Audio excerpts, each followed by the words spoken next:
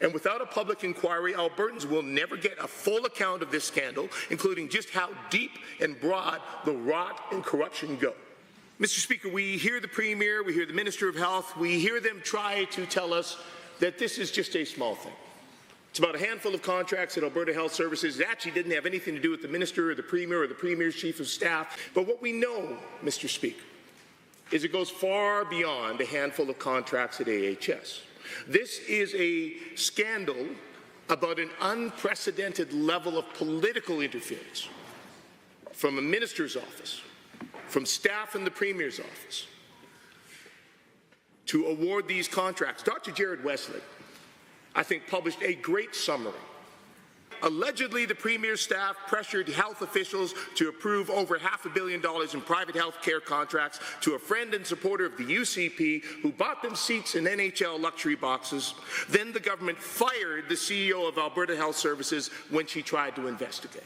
An apt summary, Mr. Speaker, that captures the gravity and the unprecedented nature of this. Now, Dr. Wesley also published an excellent blog post talking about the situation and breaking down where we are. And in it, he notes that currently this scandal, the corrupt care scandal, is the subject of 6 separate investigations. Now, the government likes to pull those out and say, that's enough, that's all we need. Dr. Wesley says, in fact, no, it is not.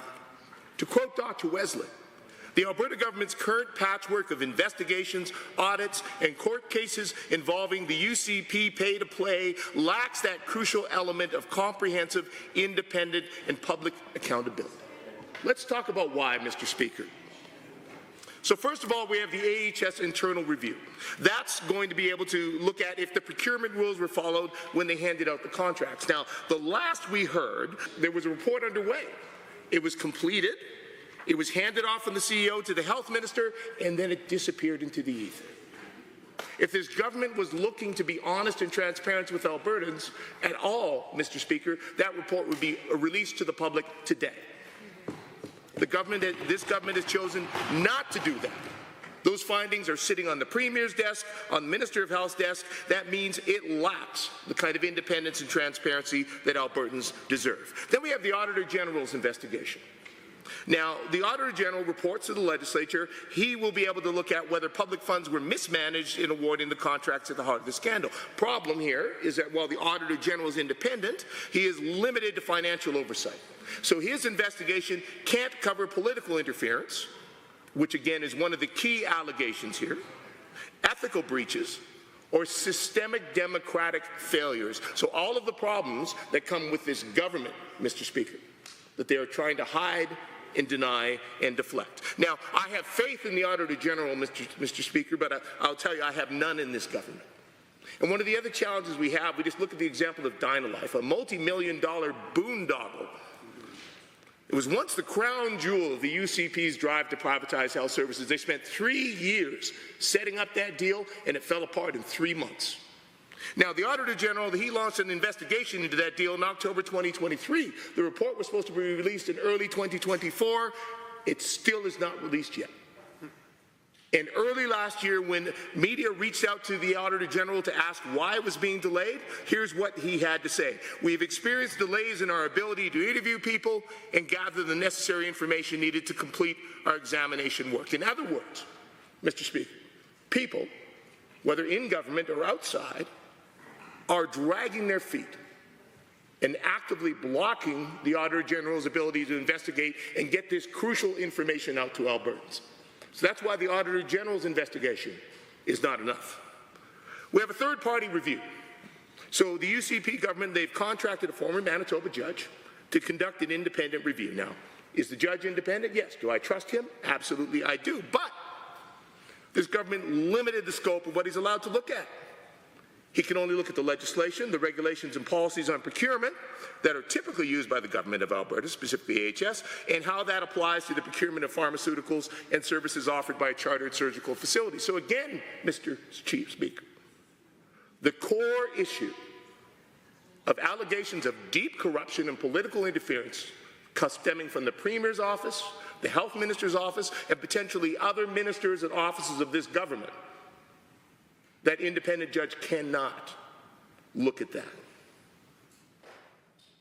Fourth, we have the actual lawsuit itself, and of course, that can look into the wrongful dismissal. We have had some information come out from that, and we are thankful for what we've had come out from that, because it certainly wouldn't have gotten that level of transparency from the government themselves. But again, that lawsuit is a private legal matter to resolve the disputes between these parties. It could reveal more useful evidence, and I'm sure it will, but it can't investigate the systemic failures or the political interference and allegations of deep corruption.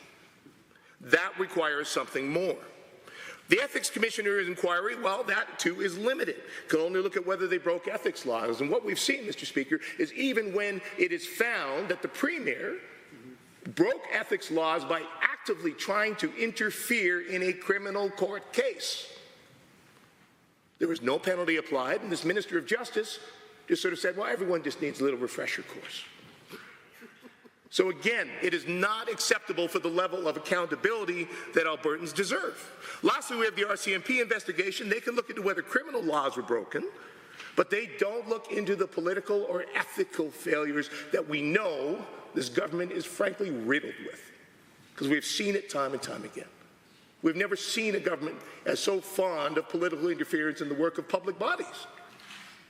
So we need an actual, proper public inquiry to get to the bottom of it. As Dr. Wesley says, each of these investigations, it serves a function, but they're piecemeal, they're fragmented, they are limited in scope. And without a public inquiry, Albertans will never get a full account of this scandal, including just how deep and broad the rot and corruption go. Without a public inquiry, we will never have an actual public forum where the key players involved, the Premier's Chief of Staff, perhaps the Premier, perhaps the Minister of Health, perhaps the Minister of Mental Health and Addictions, where those individuals would be forced to testify under oath about those crucial questions which this government still ducks and avoids about who knew what when. Answers that Albertans deserve. And without a full public inquiry, that means then we will never get the comprehensive set of reforms that would prevent future abuse, to ensure we never see the kinds of behavior that has been alleged in this lawsuit. Now, Dr. Wesley also talks about a great example. He talks about the sponsorship scandal. Now, I'm sure members of the government are fond of that one. They love to rail against federal Liberals, and hey, I'll join them on this one. That was a pretty dirty play, where the federal Liberal government was found to have, hey, somewhat familiarly, given some sweetheart contracts to friends and supporters using public money. Imagine that. Deja vu. But the fact is, you know what, there was an Auditor General's report, there was a parliamentary committee, there was an internal review by the Liberal Party, and of course, they believe in internal reviews. I'm sure they trusted that one, Mr. Speaker. RCMP criminal investigation, and finally, what actually got to the bottom of it, what actually gave the truth to Canadians, what actually brought accountability and reform and eventually toppled the government, was a public inquiry, the Gomery Commission. Again, requiring people to testify under oath, giving subpoena power. That's what rooted out the corruption. That's what stopped a government from deflecting and hiding and refusing to own up to their actions. That's what got Canadians the truth. That's what rooted out corruption in the federal government. So let's be clear, Mr. Speaker. The Minister of Justice can stand and talk about his independent third-party investigation all he likes. It is not enough.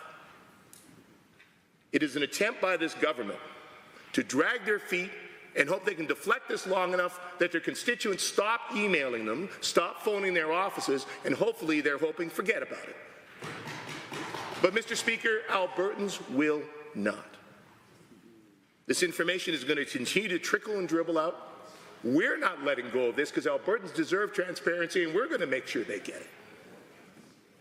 At some point, this government may be dragged kicking and screaming to what they should have done to begin with, calling an actual public inquiry to get Albertans the truth. They could take a small step and support this motion for that today.